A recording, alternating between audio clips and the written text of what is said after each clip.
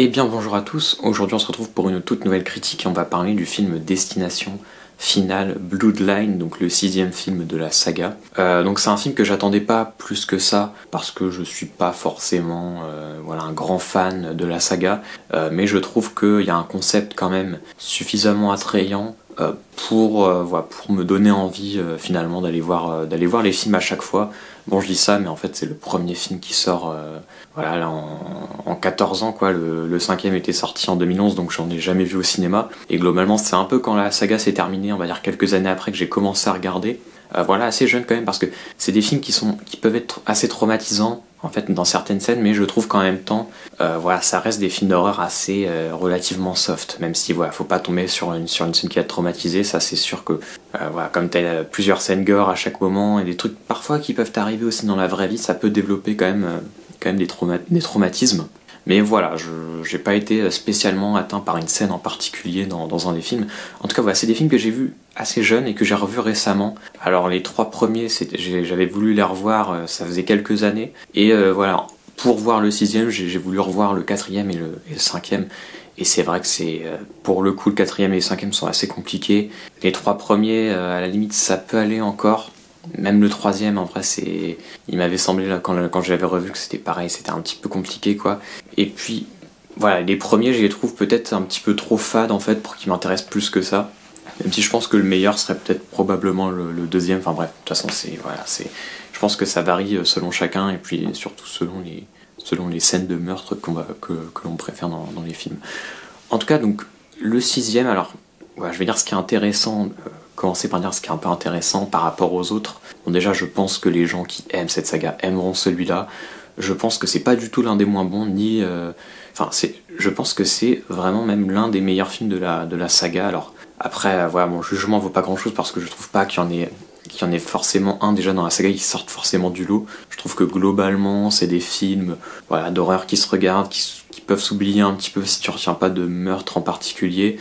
C'est un concept qui est allé qui était étalé dans les 5 films, qui est encore une fois étalé ici, avec quelques variations, mais rien de forcément qui va totalement changer la donne, même si je trouve que c'est peut-être un film un petit peu mieux fait, mieux produit, etc.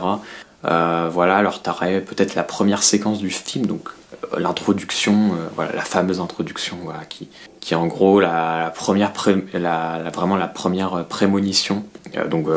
Par exemple, c'était l'avion dans le premier film, le carambolage, je crois, dans le 2e, etc. Et puis là, donc on a une séquence. Alors si vous avez vu abondance sur une très très grande, dans une très très grande tour. Et alors la particularité, alors moi c'est vrai que j'avais un peu entrevu la bande-annonce, donc je savais qu'il y avait quand même un truc sur la temporalité, etc. qui du coup change par rapport au précédent film. C'est qu'il y a vraiment ici un côté, une personne a échappé à la mort et ça va se répercuter sur aussi toute la génération que cette personne a, sur les enfants, etc., que la personne a engendré. Donc il y a ce côté-là qui change. Alors je vais dire, c'est un peu intéressant, ça apporte quelque chose en plus. Après, je sais pas si ça change vraiment la donne quoi pour la saga, mais c'est toujours des variations, donc quelque part ça s'apprécie, ça permet de pas rester dans le même schéma exactement, etc. Donc on va pas cracher dessus non plus. En tout cas, cette première séquence qui est probablement, alors techniquement, en termes d'ampleur, la séquence la plus impressionnante du film, mais bon, effectivement, du coup, c'est peut-être pas la plus belle en termes de fond vert, etc. Il y a quand même des choses qui se voient. Et puis moi, c'est vrai que c'est pas celle que j'ai préférée. En fait, je trouve que justement, j'ai la trouvé tout est trop quoi dans cette première séquence. Et j'ai pas forcément, c'est pas du tout celle que j'ai préférée dans le film, mais en soi, c'est celle où il y a eu plus d'ampleur, etc. Et donc il y a quand même ce jeu sur la temporalité. C'est-à-dire qu'ensuite on va découvrir donc le personnage que l'on va suivre, qui finalement va avoir en cauchemar cette séquence. C'est pas trop pourquoi. Elle va commencer à enquêter, donc il y a tout un début un petit peu d'enquête, etc. qui est pas dérangeant, mais c'est vrai que là le 6e film, c'est le film le plus long de la saga, et tu te dis peut-être que ça aurait pu être raccourci un petit peu toute cette partie d'enquête, etc. Pourquoi est-ce qu'elle fait ce cauchemar, etc. Ce qui va mener ensuite à ce que l'on sait, c'est que des personnages vont se retrouver, ils vont tous être inquiétés par la mort, avec les réactions qu'on connaît aussi, c'est-à-dire que tu as toujours des personnages dubitatifs, etc. Donc même s'il y a des petites variations, ça n'empêche pas de retrouver toujours le même type de comportement, etc. au fil des films. Donc à la fois les réticences et puis les personnages qui vont croire un petit peu plus au truc. Il y a quand même un truc que j'ai envie de dire, c'est que j'ai beaucoup pensé, et je sais pas trop si c'est ce que je vais dire va trouver de l'écho chez d'autres gens, mais j'ai beaucoup pensé au film Halloween, donc le remake de 2018 de David Gordon Green, et notamment au personnage de Jamie Lee Curtis, voilà, qui vient un petit peu au milieu de nulle part, voilà, qui vit reclus, etc., dans l'attente, voilà, que Michael Myers revienne. Et il y a vraiment la même...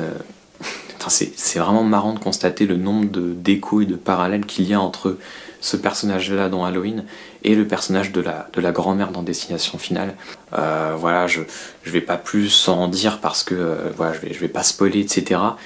Mais si vous regardez vraiment la trajectoire entre les deux et même les conséquences un petit peu sur leurs enfants, etc., par rapport à leur choix, il y a vraiment énormément de choses. Donc je pense que à ce niveau-là, il y a un peu de plagiat. Enfin, vraiment, j'aurais du mal à concevoir que ouais, les scénaristes de Destination Finale n'ont pas vu Halloween. Ou ça se trouve d'ailleurs, il y a des liens entre ces scénaristes-là, j'en sais rien, mais en tout cas, c'est assez marrant de voir les liens entre ces deux personnages et les conséquences même sur les films respectifs. Donc voilà. Donc du coup, ce qui nous intéresse, c'est évidemment quand les personnages, bon, ils ont compris le truc, quoi, ils ont compris. Et d'ailleurs, alors juste pour revenir sur la grand-mère, et voilà, il y a quand même un truc où tu vois que le film, voilà, on est au 6e film, et on a compris le concept depuis longtemps. Et là, alors peut-être un truc qui va peut-être décevoir certaines personnes, c'est que le film va beaucoup plus être dans une forme de second degré, en même temps pas totalement, mais en tout cas un côté un peu méta, en mode voilà, on a vraiment compris les choses. Et même les personnages eux-mêmes ont compris, quoi. C'est comme si d'ailleurs c'est le spectateur lui-même qui se retrouvait dans cette situation. Voilà, il allait au bout d'un moment comprendre ce qui se passe. Et du coup, on va avoir énormément de moments un peu de rétention, ou en tout cas de moments où on va accompagner les personnages, etc. On va savoir, voilà, parce que l'enquête a permis de trouver qui devrait être la prochaine victime. Donc on va savoir à qui faire attention, quoi. Essayer de protéger une personne en particulier dans le groupe pour voilà, faire attention aux signaux, peut-être à la tondeuse, etc., aux gamins qui jouent avec le ballon, machin, aux gars dans l'arbre. Enfin, voilà, tous les petits détails, etc., pour le protéger. Et donc, il y a quand même ce côté-là que je trouve qui est assez intéressant parce que du coup, t'as des scènes comme ça où pendant plusieurs minutes, on va suivre un peu un personnage et on va dire mais quand est-ce que la mort va frapper, qu'est-ce qui se prépare, ok. On va faire gaffe un petit peu à ce qui se passe. Et je trouve que ces moments-là sont vraiment autant, en fait, ces moments de rétention, etc., d'attente, sont aussi intéressants, aussi impactants que les moments de mort pure, en fait. Et c'est vraiment ce qui marche, et ce qui là marche peut-être encore plus dans ce film-là que dans les films, dans les 5 premiers, en fait, parce qu'il y avait moins ce côté-là. D'ailleurs, dans ce film-là, donc autre chose justement, ce qui va avec ce que j'étais en train de dire, c'est que les personnages vont être groupés, là où dans les précédents films t'avais souvent des personnages qui n'y croyaient pas, qui allaient se réfugier et qui finalement allaient crever tout seuls, voilà, et puis le personnage qui se doutait de la mort de l'autre arrivait trop tard, ou ce genre de choses. Et en fait là les personnages sont groupés, donc ils vont essayer de se protéger, on va dire mutuellement, quoi, parce qu'ils savent ce qui va arriver. Donc ce côté-là, il est quand même assez intéressant, et il est vraiment vraiment amorcé d'ailleurs par la mort justement d'un personnage assez important, on va dire dans le truc, qui est complètement un peu idioté. Je vais spoiler tout de suite, voilà, je vais spoiler le truc un peu tout de suite parce que je me sens un peu obligé d'en parler, mais voilà, dès que c'est fini, voilà, je vais mettre un timer, voilà. C'est en fait la mort de la grand-mère, voilà, qui est complètement idiote et qui est aussi peut-être un peu la limite du truc, quoi. C'est à la fois il tente d'autres choses et en même temps c'est un peu la propre limite pour moi. C'est-à-dire que évidemment le personnage, en fait, il vit reclus depuis de nombreuses années, depuis des décennies. Voilà, son entourage, etc., qui avait survécu à l'accident est mort, etc. Et puis c'est la personne qui retient en fait la malédiction de s'abattre ensuite sur sa descendance. Et le personnage juste sort de la baraque, a envie de prouver à l'héroïne, on va dire, que cette malédiction existe. Et donc elle sort et puis hop, elle se fait tuer. Et évidemment, il y a un truc qui est drôle là-dedans, donc qui apporte de nouvelles perspectives, et en même temps, ça constitue quand même la limite de se dire, putain, c'est-à-dire que la meuf, elle a quand même vécu pendant des dizaines d'années dans cette baraque. Enfin, voilà, il y a un truc quand même assez marrant.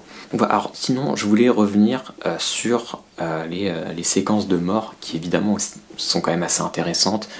On a pu en apercevoir un petit peu enfin en tout cas avoir, déduire en tout cas des idées de scène avec la bande-annonce. Moi je sais pareil, je trouve que le film là, il propose des choses un petit peu plus... alors là c'est quand même un peu plus élaboré que dans les films précédents, c'est-à-dire que, voilà, évidemment c'est des situations encore plus absurdes, encore plus dans qui va bien avec le second degré aussi du film et le côté méta, c'est-à-dire qu'on va très très loin, on va vraiment très très loin, et par exemple il y a des films où tu avais quand même des situations à la limite qui pouvaient, limite pourraient se justifier, là on est vraiment dans des trucs complètement aberrants, et en même temps drôles, et c'est aussi ça qui fait que tu peux être un peu plus créatif dans les scènes de mort. Donc voilà, il y en a une par exemple, on va dire dans un jardin où t'as beaucoup d'enchaînements, et là c'est pareil, je reviens sur ce truc de rétention, c'est que tu dis mais quand est-ce que ça va arriver, etc. Donc il y a quand même ce jeu-là qui est toujours présent aussi, et qui est assez intéressant, mais également, moi, évidemment, les moments, je dirais que j'ai préféré, c'est je pense, ce qui se passe dans l'hôpital à un moment, voilà, où le film, pareil, revient très, très souvent sur un aspect très très second degré, et voilà, et plutôt donc pareil, je vais pas spoiler, mais voilà, il se passe des choses en termes de scènes de meurtre qui sont quand même assez impactantes, et je pense les plus impactantes de la saga se révèlent justement dans cette séquence de l'hôpital. Alors il y a quand même un truc aussi sur lequel je voulais revenir, c'est que évidemment on a compris le concept, etc. J'ai dit que nous-mêmes on attendait, etc. On savait, voilà, on nous dit quel personnage est censé crever, du coup on va le suivre, etc. Le scénario va aussi s'amuser parfois à nous tromper nous-mêmes, et finalement en fait le personnage qui est censé crever n'est pas celui qui va crever, par exemple.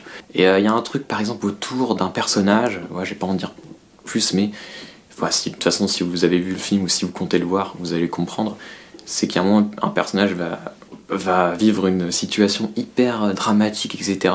Et je trouve qu'au niveau de l'écriture sur ce personnage, ensuite, ça va être un peu n'importe quoi, parce que tout de suite, alors je veux bien que le film soit dans le second degré, etc., mais je veux bien que ce soit le cas par rapport au concept lui-même, mais quand c'est par rapport vraiment au personnage, je trouve que ça décrédibilise vachement le truc, et j'ai trouvé ça vraiment dommage en plus c'est un peu un des seuls personnages qui va vraiment vivre un truc hyper dramatique d'un coup, et finalement sa réaction vis-à-vis de ça va être un peu, très très étrange, et vraiment axé sur l'humour. Donc voilà, sinon c'est un peu tout ce que j'avais à dire sur le film. Je suis pas fan du film, mais j'ai pas passé un mauvais moment, et je trouve qu'il a vraiment pas à rougir en termes de qualité par rapport aux précédents. Mais voilà, c'est aussi que voilà, les précédents, moi j'en suis pas fan, etc. J'ai pas passé des mauvais moments, et là non plus. Donc voilà, tout ce que je dirais, c'est que si vous aimez la saga, je pense que vous pouvez totalement aller voir ce film sans crainte. Donc voilà, allez, je vous dis salut.